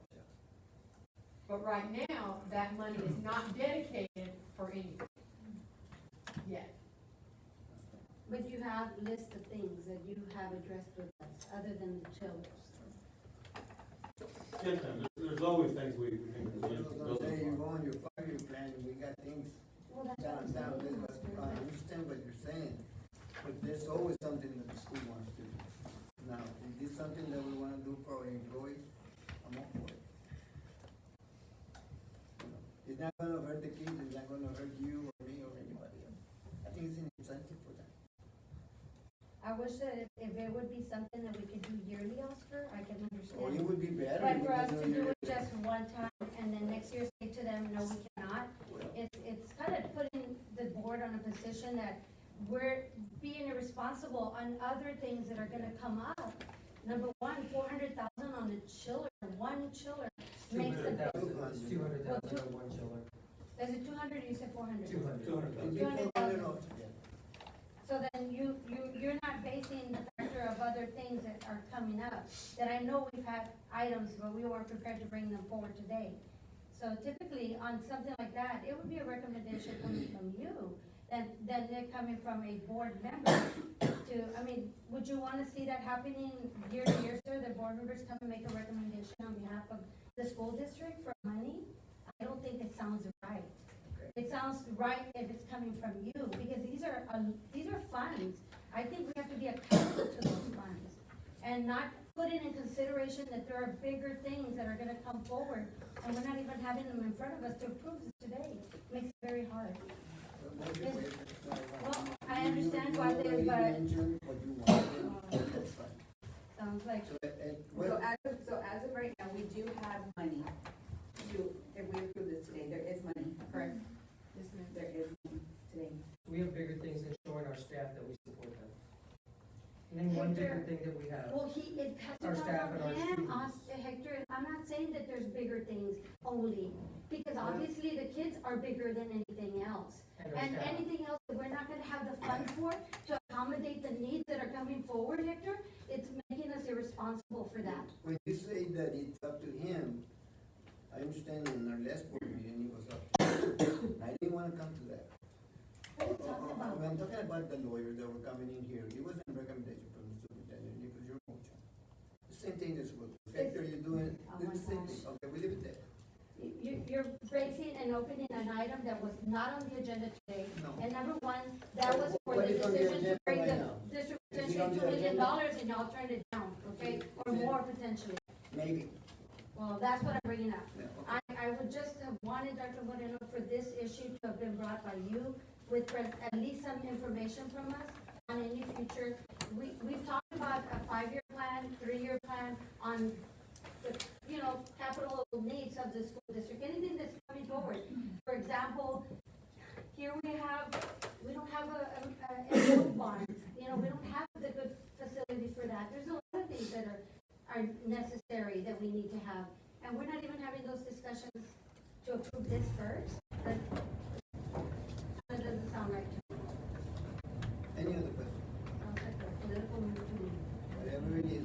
It sounds like a political move to me. That's all it sounds Sorry that like. Obviously, Oscar. No, I appreciate what the employees do. I really do. I mean, let's put it up here on the, Well, no, let me say something before I vote, okay? you know. It's not because I myself do not want to give our employees that are duly or deserving of this $400. It's not that. It's $400, but you added 460 times. That's what the deal is. You're adding so much to it. It's on the budget. We have not even talked about it. It is on the armed reserve that the money that we save for next year. It's not that you're touching the budget at all. The budget has already been done. But there's other things, Now, had we not, at that time. And I understand where you guys are coming from. Now, you said you say, you vote yes or no, But that's fine. I go either way. Because I don't want the teachers to think, or the staff to think that I'm not voting in their favor. It's not that. I'm just saying Okay. that this was caught off guard, and we're not prepared. I'm not prepared. Well, And I feel like this money should, be looked at a slower pace.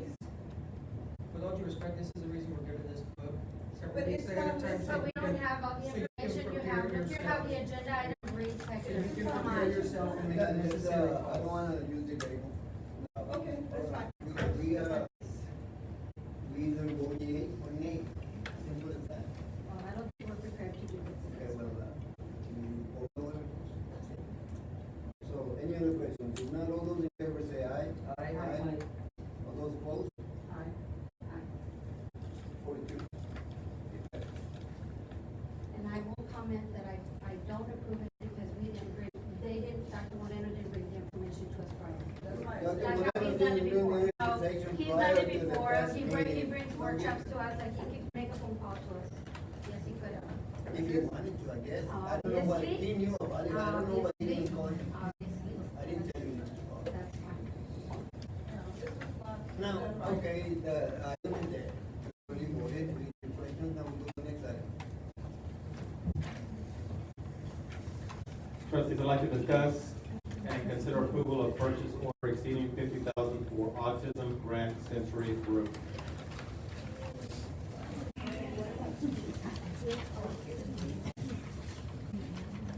Oh, trustees, excuse me. On letter C, discuss and consider approval of purchase order exceeding $50,000 for professional development. This is an item that I'd like to take off or table for future discussion.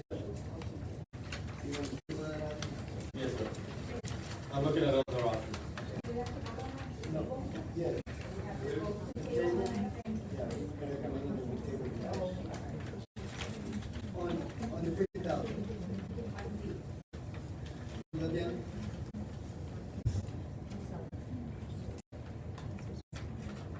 And let me clarify, trustees, and I'm hoping I'm using the right terminology. If we take, basically what we're looking at is other options on this professional development. So it may or may not end up being what this is. So if we table that, basically gives me a sense we may come back to it at a later point. But at this point, I'm not sure. It just depends on the couple of options that we're looking at. The recommendation said that we table item C. So there was two on with Garza, any questions? I mean, do I have a second? Second from Lopez, any questions? We now all those in favor say aye. Aye. Unanimous?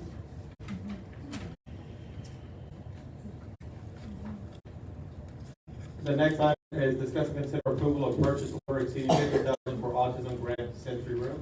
At this point, Dr. Lyons will begin the presentation. Chairman of the board, Mr. Lopez, Dr. Moreno, and Board of Trustees. I'm gonna have Mariana De La Rosa and Laura Zimmerman present.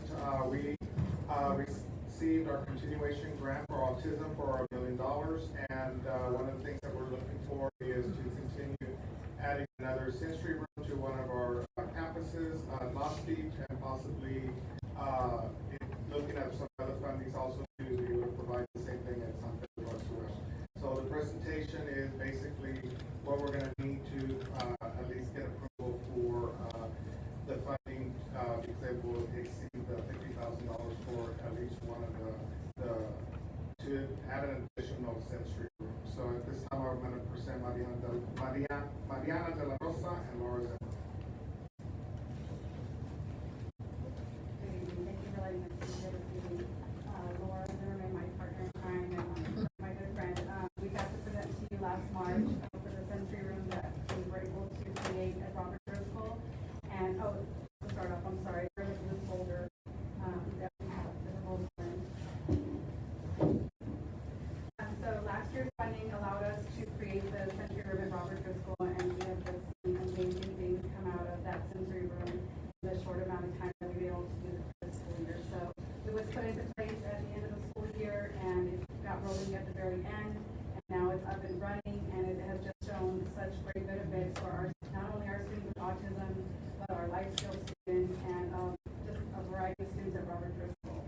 We have students who were communicating before, now communicating. We had a PowerPoint, but we were given a certain amount of time, and we could talk about this grant and this project for long amounts of time. So we kind of put the project aside. But the videos we have to share are just amazing. Students sharing, communicating, using the sensory room to self-regulate. So we're just so proud of the work and the students being able to use it thus far at Robert Driscoll. Now the second part of this continuation year, we have big dreams now of putting a sensory room in Lost Beach and San Pedro. And Laura's going to talk a little bit about the initial Lost Beach Elementary sensory room that we're looking at funding with the autism grant.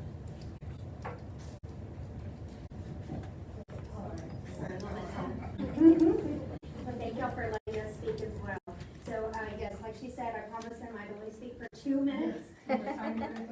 Yes, otherwise we would show y'all amazing videos. I mean, we've just been in tears about our students, like she said, now they're finally talking, and they haven't talked in all these years. And to have a child who's, 7 or 8, and they're finally saying their words, and now gibbering so much, now we're like, oh goodness, we need to be able to teach them how to talk even better now. We never could have dreamed that it would make such a difference. We just wish we could show y'all videos someday. So we're really excited to expand this even across the district one day. We'll start looking at more grants, and anywhere, everywhere, we'll beg, borrow, whatever we need to do. So, but in your packet, it just kind of gives you an overview of everything that we've been doing and that we hope to do this year. The very first one is Lost Beach. And so this is the proposed total of $53,433. We've had many meetings with the superintendents and all of our amazing people who help us get this done. And we've discussed how we would love for that sensory room to look very different from Robert Driscoll. We here in Robstown want to be that chosen district of choice, and we don't want everything just to be cookie cutter. So, for example, we met with those principals at both elementaries, and we asked them, what are your needs at your school specifically? Because every school has their own type of culture and needs and of children. And so that's what this quote represents, is just all the needs at Watts Beach. And so we definitely would like to do that now, but, and we paper clipped just some examples of things that if you ever had time and were interested, wanted to just look at those. But there's some amazing things, and if you ever have any questions or why we would want to order any of these particular things, this isn't just going through a book and it looking pretty and we want it there. This takes many hours of discussing the needs assessment and why we need these things in the room. And then the second paper clip is for San Pedro Elementary. And we just wanted y'all aware that we are trying to look at other funds, trying to figure out how we would be able to honestly afford to expand this even to San Pedro as well.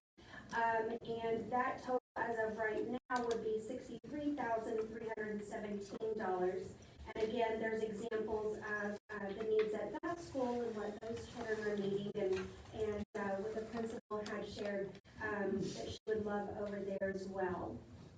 And then the last part, we also just added some things within the grant that we're going to be doing this year. We're really working hard and putting a lot of money towards some amazing training for our teachers, real life situations where these trainers come into the actual classrooms and help our teachers understand how to better teach our students with so many different needs. So with the support of Ms. Kay and, like I say, the rest of the team, we have some amazing curriculum that the kids have already just been super excited about. And then along with the sensory room, it's amazing that now they're wanting to work so that they get sensory room, and then they go back and they actually are begging to work again. Where we even had to call the company and we're like, okay, they just took the test, but they're begging to take the test again. What do we do now? So I'm just super duper excited because we don't see this in our kids, our students with autism as much. And so now we've got other people across the state calling us, already hearing about these things. They've seen us on the news and all these things. So they're setting up time to come in and view our sensory room because it's state-of-the-art innovative. They want to come see how they can implement that their school districts. We're talking Houston. We're getting calls from all over different districts wanting to come see what Robstown is doing with their students with special needs, which is just amazing because that's really the whole goal. And this whole entire grant is for the students and to benefit them and to help them to, become successful and more independent. Where you can go to Utah, which y'all had graciously approved for us to also travel there because they want to. Originally, we were supposed to just be presenting on the curriculum and how Robstown is starting to roll it out right now, but because they've seen firsthand how, they got to meet some of our students prior to and then now since, using the sensory room, and they were just blown away. And so now they actually want to help us promote, what Robstown is doing at their national summit in Utah. And so we're really proud. We even got little shirts made ourselves, because we couldn't wait to be able to show that Robstown is doing amazing things for autism. So we're probably wearing these every time she and I present somewhere too. So we're very excited and thank you so much. Just get added real quick. I won't be long like that. 2.5 minutes. Yeah, so just kind of chiming in on what they said about people, coming out and wanting to see. I got a phone call from Dr. Mays. He's the senior director in Harris County Department of Education, and he called me and he said, I read about your sensory classroom, and I really am interested in coming out and seeing it.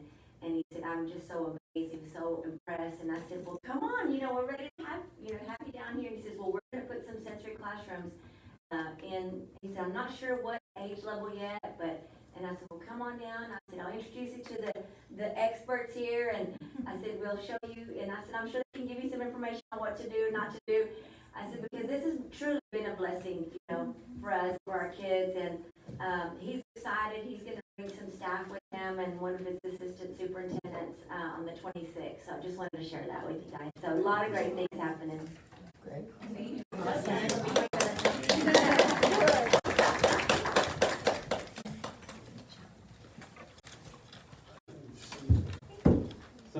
trustees again, so we'd like to discuss and consider approval of the purchase order exceeding 50,000 for autism grant.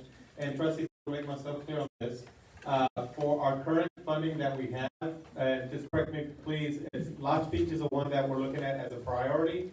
Yes. And then we're looking for additional federal funds to see if we can go ahead and also get the second lab completed, correct? That's correct. Currently, we have a PTCD, so we have the student body there so that's why we're going with Lost Beach first, but however, we're still looking at other funding sources so we can go ahead and complete the project as something goes well. And trustees, what we're asking is if you approve both of these items, or this item tonight with both of these schools, then what it is, that way we don't slow it down at this point. We can continue to move forward because definitely we'll have enough out of federal funds for one, and we're looking at other federal funding sources for the second one to get that one completed.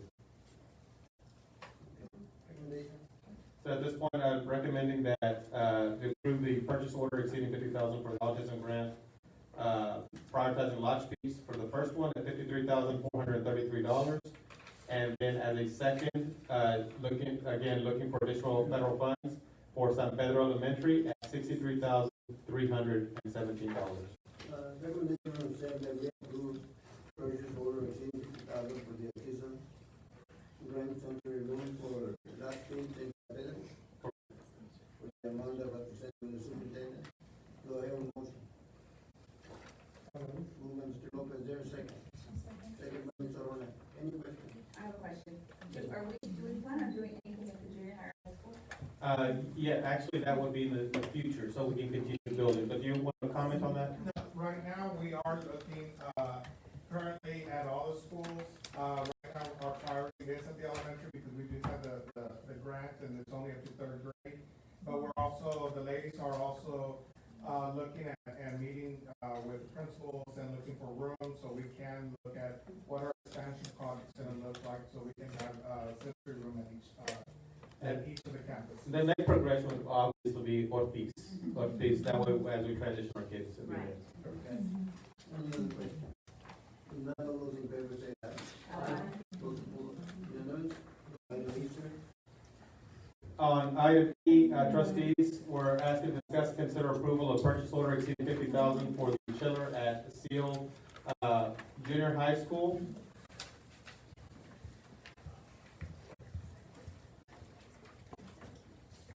Good evening, Chairman, members of the board, and on staff. We received four bids for 275-ton chiller at Seal Junior High. As you remember, we've been having trouble with that chiller for about 2 years already, and we've been putting a Band-Aid over a Band-Aid, and right now, right before school started, we brought a company in to help us out. It has not gone down, luckily, it's working good right now, but each chiller, as I said, 275 ton, has 10 compressors.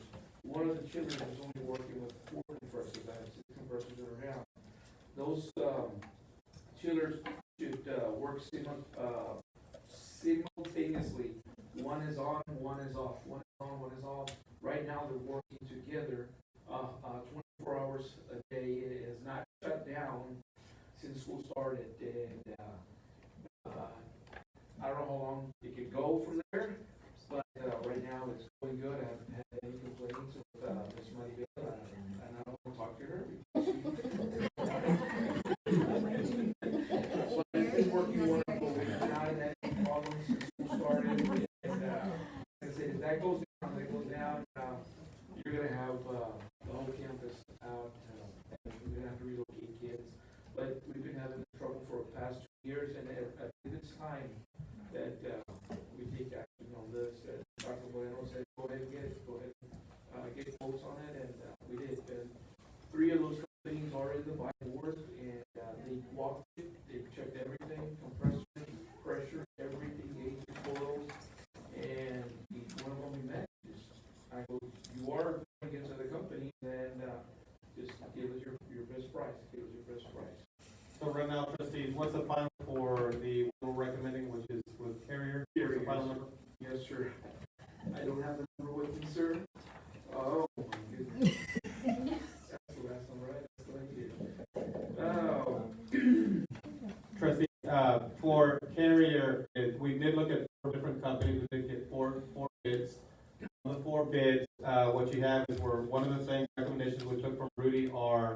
our HVAC employee.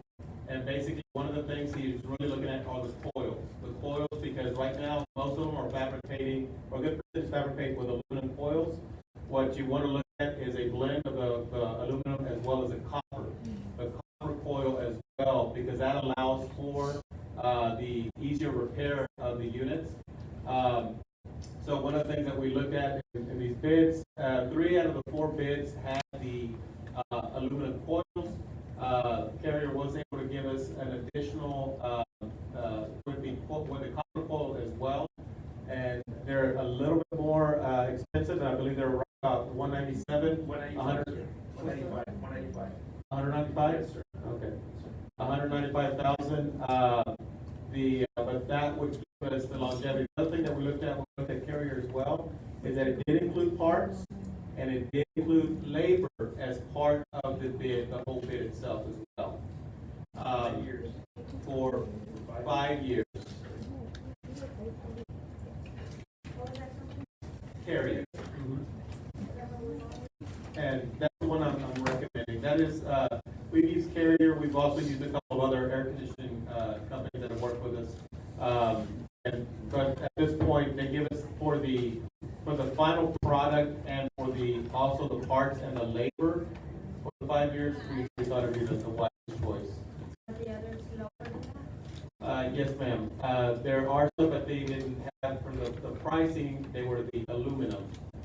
Now we could request additional on that, but that also brings up on the price. So just because right now you don't have the number in front of you, then I would say trustees not to exceed 200,000 for the purchase of the chiller system. And again, I'm recommending Carrier. Yes, sir. And the product is actually a Carrier product. So you don't have a separate company working on a Carrier. This is actually the manufacturer and the service agent as well for the chiller. The ABC company comes and installs Carrier, well, they're gonna have to hire a Carrier to come start it up. And if you go back with that chiller, Carrier's gonna have to come back and fix it.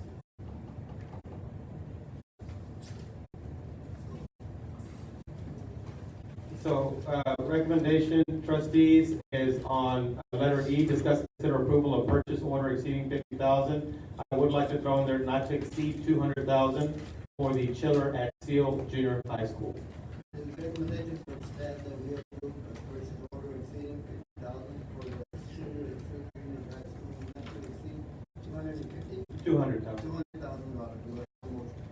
Moved by Mr. Lopez, is there a second? Second by Ms. Garza. Any questions? Do we have these carriers? Yes, ma'am. They actually were working on this last one, I believe. Any other questions? Not all those in favor say aye. Aye. Those opposed? Unanimous? We go item 10, instructions. Trustees, on item 10A, discuss and consider approval of class size waiver. Deanna?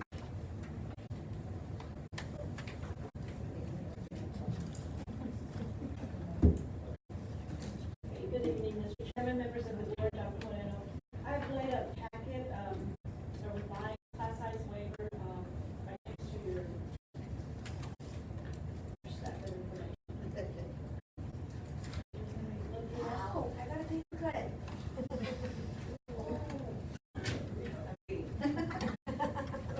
Okay, the beginning of each school year, each district is required to review class size enrollment to determine whether a class size waiver is necessary or not.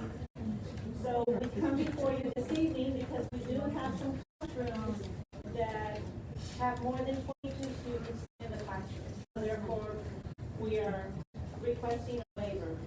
At Ortiz Intermediate, we have 2 classes that are at 23, that are above the 22. 2 fourth grade classrooms. Class size waivers must be requested for any class in grades, any classroom in grades kinder through 4th grade that have more than 22 students. So at Ortiz, we have 2 fourth grade classrooms. At Robert Driscoll Elementary, we have all 5 kindergarten classrooms above 22. It's a good thing, but above 23. Each classroom is 22.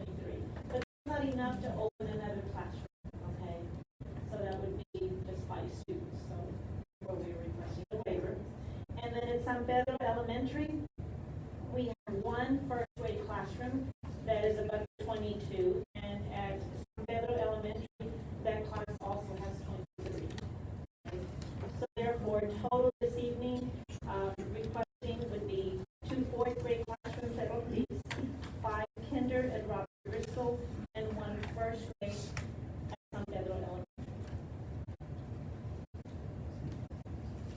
Trustees,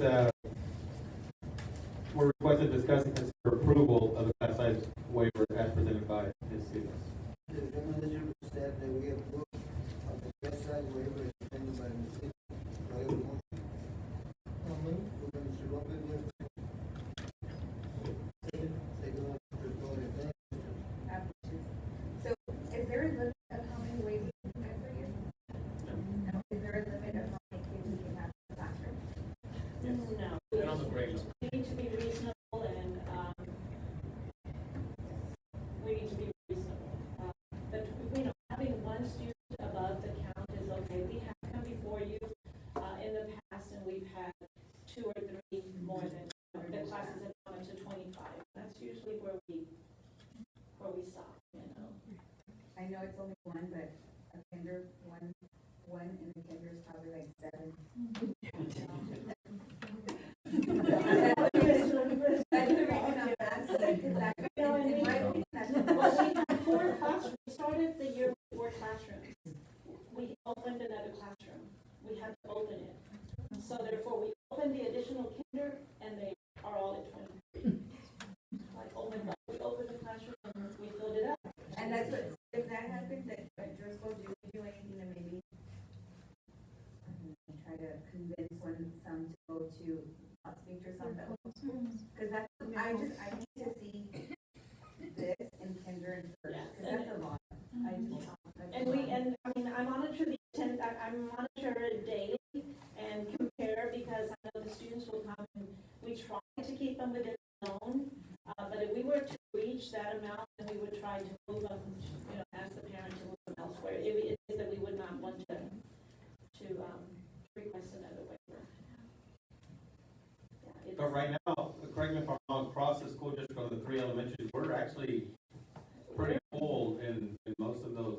San Pedro has lower enrollment, but you have to have the number of classrooms they have because of the number of students. But you do have let me look here. 3rd grade, you have 1 class with 15, but the other one has 18, okay? But you have 33 students, so you're required to have 2 classrooms. But then I take a look at the 3rd grade at Driscoll, and their 3rd grade is okay right now. It's not, it's very reasonable. At Robert Driscoll right now, their 3rd grade classrooms are running about 19, 18, 16, 18, 19, 9. So we still have some room there to grow. So do know that we're very cognizant of the amount of students that register, and if we have to balance, we'll try our best to balance them and bring forth waivers to you when it's absolutely necessary. So when is it evaluated on another class? Another kinder? Every day. We look at enrollment every day, and if it is, then we'll bring it back to the next board meeting. We look at enrollment every day. You see, that's why it's different, because from the one in your packet, the packet had to be ready last week. So we monitored enrollment, and I checked it again this morning, and I have to revise it because we needed another week. So we monitor it daily.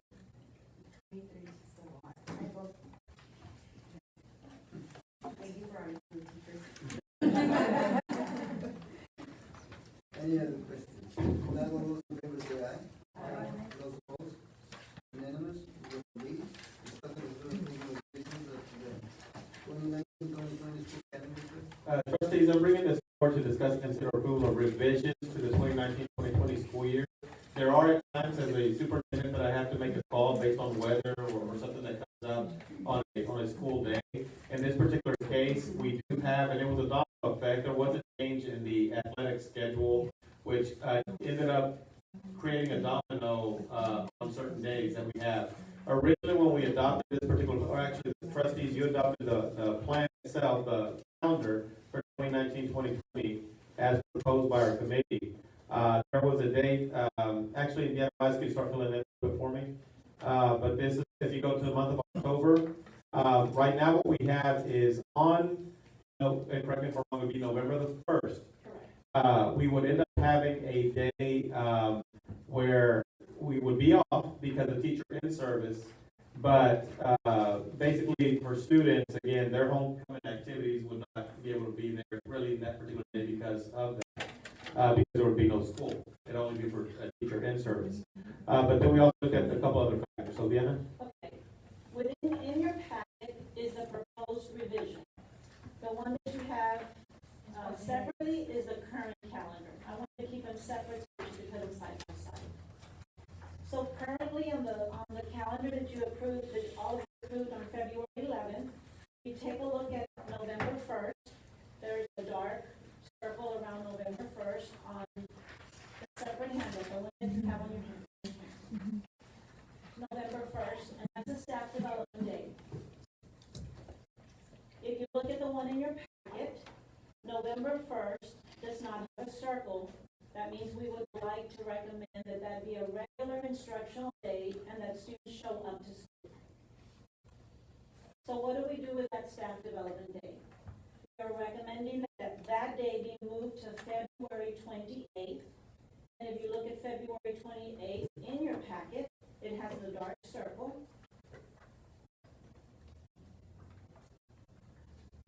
So therefore, we would be flip-flopping the staff development days. Instead of having the staff development day on November 1st, we would have the staff development day on February 28th. And that is the change. We do have to make a change on the number of days in the reporting period, and we've taken care of that. But rest assured that the number of minutes that we're required to have has no implication because it's just that we just flip-flopping the staff development day for the instructional day. So therefore, on February 28th, we worked really well because we do have a consultant that was only available on February 28th, and it would not require us to have, we don't even have 100 substitutes. But we were able to bring in a big group of teachers for some specific training that we'd like to offer our teachers on February 28th, so it would work out really well to have the staff development day moved to February 28th. Of course, like Dr. Williams said, there's homecoming activities going on. I know there's a reunion, I believe it's a 50th class reunion on that day, and all our alumni will be here. I know they also will end up using our cafeteria that afternoon, visiting the campus, of course, after school, and they have planned activities for the whole day of homecoming. And that's like 50 years.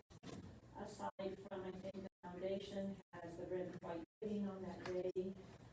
So there's a lot of things happening that we would like for school to go on as regular on November 1st. Okay, that's great.